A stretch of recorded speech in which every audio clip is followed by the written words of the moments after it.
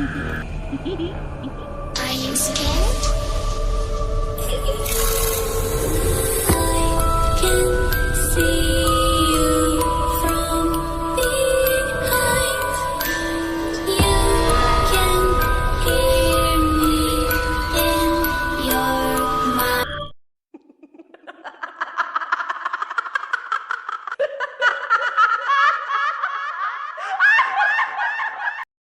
रात का समय बहुत ज़ोरों से बारिश हो रही थी और सचिन सो गया था, लेकिन अचानक से उसके फ़ोन की रिंग बजी और सचिन ने नींद में ही जब अपना फ़ोन चेक किया और उसने कॉल पिक किया तो जो सामने से आवाज़ आई उसे सुन के सचिन की सारी नींदें उड़ गई। वो कॉल सचिन के बचपन के दोस्त विकास का था। भाई कहाँ है तू इतने दिनों से? कितनी बार मैंने तुझे कॉल मिलाया यार, इतने सालों से तू कहाँ था यार, कहाँ है तू? और सामने से विकास ने सिर्फ एक ही बात बोली, भाई भाई जल्दी आजा, मुझे बहुत डर लग रहा है। भाई भाई मेरे पुराने घर में आजा, जहाँ हम बचपन में खेला करते थे ना, हाँ वहीं आजा यार, मुझे बहुत डर लग रहा है। और इतना ही कह के फ़ोन कट हो जाता है। सचिन तुरंत अपने कपड़े पहन के अपनी बाइक स्टार्ट करता है और फुल स्पीड में विकास के घर पहुँचता है। वो विकास के पुराने घर के दरवाजे के बाहर खड़ा होकर तुरंत आवाज़ लगाता है, अरे भाई विकास देख मैं आ गया यार, दरवाज़ा खोल। तो इतना डरा हुआ क्यों था भाई, खोल दरवाज़ा। और इतना कहते ही उस घर का दरवाज़ा अपने आप खुल जाता है, जो कि काफ़ी अजीब होता है। लेकिन सचिन को कहाँ पड़ी थी, उसे तो अपने बचपन के दोस्त से मिलना था। वो तुरंत अंदर जाके आवाज़ लगाता है, अरे भाई विकास कहाँ है यार तूने दरवाज़ा भी लॉक नहीं किया यार, घर में चोर घुस जाएगा तो। उतने में विकास अपने रूम से बाहर निकलता है और सचिन को कहता है कि चल भाई रूम में चल, तेरे से बहुत ज़रूरी बात करनी है यार, मैं बहुत डरा हुआ हूँ, जल्दी चल। सचिन और विकास साथ में बैठे ही थे। उसी वक्त सचिन ने ढेर सारे सवालों की लाइन सी लगा दी, जिसके जवाब में आकाश कहता है कि क्या बताऊँ यार, मैं सब कुछ सही चल रहा था, मैं अपनी मॉम के साथ दूसरी सिटी में था, मेरा दिमाग ख़राब हो गया था जो मैं इस सिटी को छोड़ के गया, तेरा नंबर भी नहीं था मेरे पास भाई, सब कुछ सही चल रहा था, मुझे भी तेरी बहुत याद आती थी, लेकिन मैं अपनी लाइफ में बिज़ी था। लेकिन एक रात जब मैं सो रहा था और मुझे प्यास लगी, मैं पानी पीने के लिए अपनी किचन की तरफ बढ़ा, और जब मैं पानी पीने के लिए किचन की तरफ जा ही रहा था तो मैंने ध्यान दिया कि मेरी माँ के कमरे से किसी की आवाज़ आ रही है, जैसे कोई स्पेल कास्ट कर रहा हूँ। पहले तो मुझे लगा ये सब मेरा वहम है, लेकिन वो आवाज़ थोड़ी सी तेज़ हो गई, जिससे मुझे यकीन हो गया कि ये मेरा वहम नहीं है, बल्कि सच में कोई आवाज़ आ रही है अंदर से, और कुछ ना कुछ तो ज़रूर गड़बड़। मैं धीरे धीरे दरवाजे के पास आया और दरवाज़ा खुला ही था, तो मैंने हल्का सा अंदर झांकने की कोशिश की कि अंदर क्या हो रहा है। और जो मैंने देखा, उसे देखने के बाद मेरे होश उड़ गए।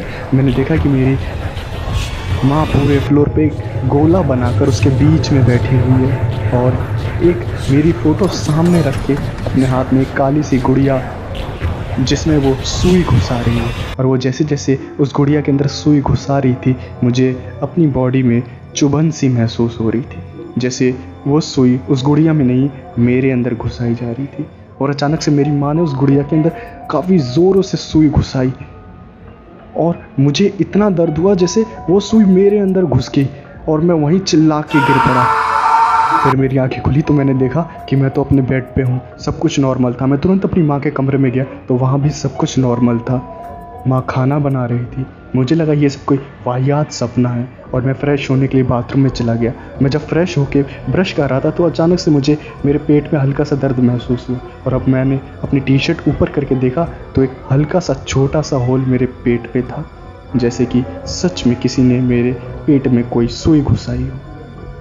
मैं काफ़ी डर गया, लेकिन फिर मुझे लगा ये किसी कीड़े की काटने की वजह से हुआ, क्योंकि मेरी माँ जिसने मुझे बचपन से मुझे पाला है, वो ये सब मेरे साथ ऐसा कर ही नहीं सकती, कोई सवाल ही नहीं उठता। फिर मैं ऑफ़िस के लिए रेडी हो ही रहा था तो अचानक से वो दर्द बढ़ने लगा और मैंने ऑफ़िस जाना कैंसिल कर दिया।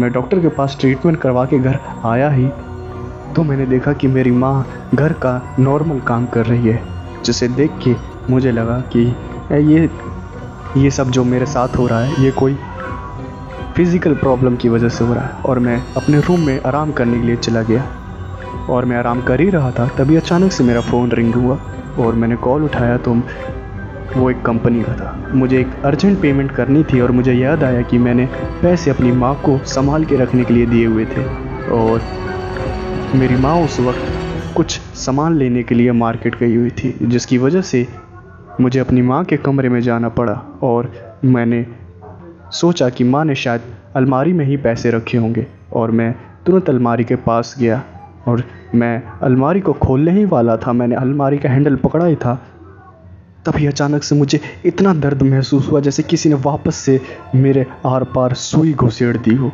और मैं फिर वापस उसी तरह से पागलों की तरह चिल्ला के ज़मीन पे गिर गया। और मेरी आंखें जब वापस खुली तो मैंने फिर से देखा कि मैं वापस से बेड पे पड़ा हुआ हूँ और मेरी माँ वापस मेरे रूम में आई और उन्होंने मुझे गुस्से में कहा कि तुम क्या कर रहे थे मेरे कमरे में, खासकर अलमारी के पास तुम्हें जाने की क्या ज़रूरत थी। जिसे सुनने के बाद मैंने अपनी माँ को सारी बातें बताई कि मुझे पैसों की ज़रूरत है। जिसे सुन के मेरी माँ ने मुझे पैसे दे दिए और मुझसे कहा कि आगे से मेरी अलमारी के पास आए तो अच्छा नहीं होगा। और ये सब सुन के मुझे काफ़ी अजीब लगा क्योंकि मेरी माँ मुझ पे इतना गुस्सा कर रही थी, वो भी एक अलमारी खोलने के लिए। आखिर क्या है उस अलमारी में ऐसा जो मेरी माँ मुझे इतना गुस्सा कर रही है मेरे ऊपर, और मुझे अभी ये जानना था। इसलिए रात के वक्त खाना खाते वक्त मैंने अपनी माँ से बोला कि पड़ोस वाली उनकी फ्रेंड ने उनको किसी काम के लिए बुलाया है, बहुत अर्जेंट बात करनी है उनको, तो आप जाके देख लो। पड़ोस में होने की वजह से ही मेरी माँ उसी वक्त वहाँ चली गई और मुझे वक्त मिल गया उस अलमारी को चेक करने का। मैं तुरंत अपनी माँ के कमरे में गया और मैंने अलमारी खोली तो जो मैंने देखा उसे देख के मैं ये सोचने पे मजबूर हो गया कि शायद इससे पहले मुझे मौत आ जाती तो वो ज़्यादा अच्छा होगा। मैंने देखा कि मेरी फ़ोटो उस अलमारी में रखी हुई है और साथ में वही काली गुड़िया जिसके साथ एक सुई रखी हुई है, और नीचे वाले शेल्फ में जो मैंने देखा उसे देख के मेरी आंखें बाहर आने को आ गई। मैंने देखा कि नीचे वाले शेल्फ में मेरी माँ का कटा हुआ सर रखा है, जिसे देख के मेरे कदम लड़खड़ाने लगे और मेरे कान में अचानक से एक आवाज़ आई, मैंने मना किया था ना अलमारी नहीं खोलनी, अब तुझे भी तेरी माँ के पास पहुँचाना पड़ेगा। और मैंने पीछे मुड़ के देखा तो वो जो मेरी माँ, जिसे मैं अपनी माँ समझ रहा था इतने दिनों से, वो एक चुड़ैल थी और जिसे देख के मैं काफ़ी ज़्यादा डर गया और मैं अपनी जान बचाने के लिए तो अब अपने घर से बाहर भागा ही था तो मेरा दरवाज़ा ऐसे बंद हो गया जैसे वो दरवाज़ा है ही नहीं, वो एक वॉल है। मैं काफ़ी ज़्यादा डर गया था और वो मेरे पास आ रही थी, उसके एक एक बढ़ते कदम मेरी सांसें रोक रहे थे। तो मेरी नज़र बगल वाली एक विंडो पे पड़ी, मैं वहाँ से कूद गया। मैं काफ़ी ज़्यादा डर गया था, मेरा फ़ोन भी वहीं पे टूट गया और मेरे पास अब कुछ भी नहीं बचा था। और अब मैं सीधा तेरे पास आया हूँ भाई, मैं सीधा तेरे पास आया हूँ। और ये सब सुनने के बाद सचिन का मुंह खुल्ला का खुल्ला रह गया था, क्योंकि ये सारी बातें जो उसने सुनी, उसे सुनने के बाद यकीन करना तो काफ़ी ज़्यादा मुश्किल था। लेकिन क्या करे, विकास की इतनी डरी हुई हालत देख के उसे ये लगने लगा कि विकास सच कह रहा है।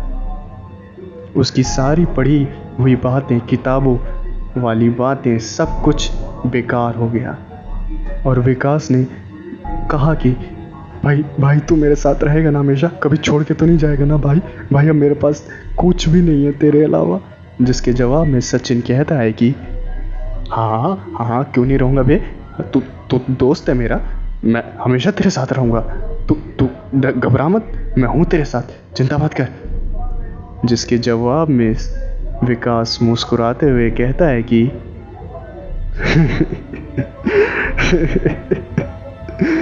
चल ठीक है फिर, तैयार हो जा मरने के लिए। और ये सुन के सचिन कहता है कि अबे पागल, कितना डराएगा, पागल है क्या, बस तू चिंता मत कर, मैं हूं ना तेरे साथ, पागल कहीं का, अब मत डरा, तू मजाक कर रहा है ना? और विकास कहता है कि अबे अबे मैं तुझे बताना भूल गया भाई यार, जब मैं विंडो से कूदा था ना तो मेरी मौत तभी हो गई थी यार। और सचिन कहता है कि अबे मजाक क्यों कर रहा है यार, क्यों इतना मजाक कर रहा है, रहने दे बस, हो गया अब। और विकास मुस्कुराता हुआ कहता है कि मेरे पास तेरा नंबर नहीं था, मैंने तुझे कॉल कैसे किया, कभी सोचा है? और ये सुन के सचिन के होश उड़ गए। और फिर विकास एक और बात बोलता है, मेरा फ़ोन उसी वक्त विंडो से कूदते हुए टूट गया था, मैंने तुझे कॉल कैसे किया ये तूने सोचा है? और ये सब सुन के सचिन और भी ज़्यादा घबरा गया।